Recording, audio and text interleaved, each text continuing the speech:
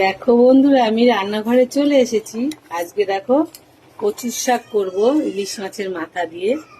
দেখো ভালো করে কেটে পরিষ্কার করে ধুয়ে এটা সিদ্ধ বসিয়ে দিয়েছি। কচুর শাকটা সিদ্ধ হয়ে গেছে।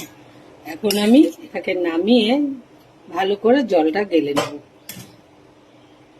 তো দেখো মাছের মাথাটা আমি নিয়ে নিয়েছি।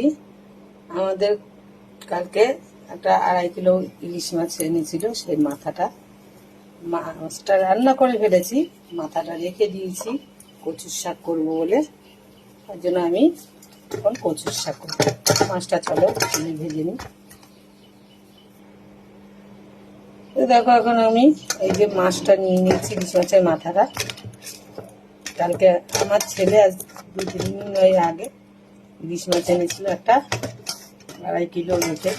সেই মাছটা রান্না করেছি, মাথাটা রেখে দিয়েছিলাম, কচুর শাক করবো, সেটাই আজকে করব। কড়াটা গরম হয়ে গেছে, আমি তেলটা দিয়ে দিচ্ছি।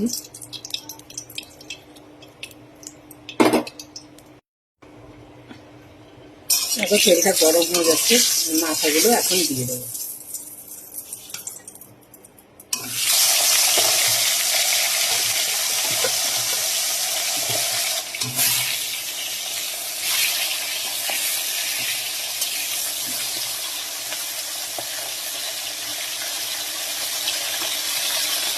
দেখো মাথাগুলো আমি লাল করে ভেজে নিয়েছি। এবার দিয়ে দেবো লঙ্কা, একটু ভেজে নেবো।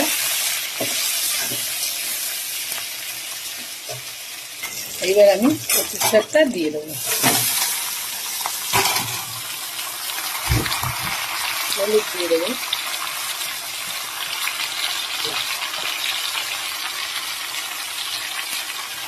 দিয়ে দিলাম।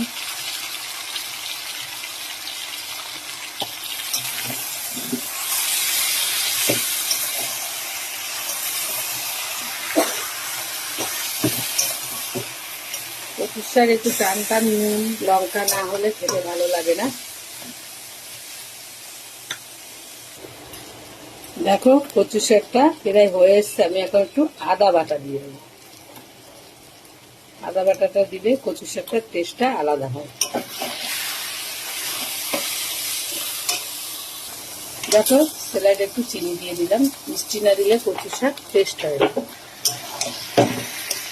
এটা কিন্তু পুরো জল একদম বেড়ে যাবে, একদম সুন্দর। জল থাকলে কচুর শাক ভালো লাগে না, প্যাচ প্যাচ করে। একদম টান টান করবো করে আমাদের দেখাবো। দেখো কচুর শাকটা কিন্তু হয়ে গেছে, দেখো কি সুন্দর দেখেছো, একটু জল নিয়ে পুরো আটা আটা হয়ে গেছে। কচুর শাক এরকম না হলে কিন্তু ভালো লাগে না। নামিয়ে দিচ্ছি।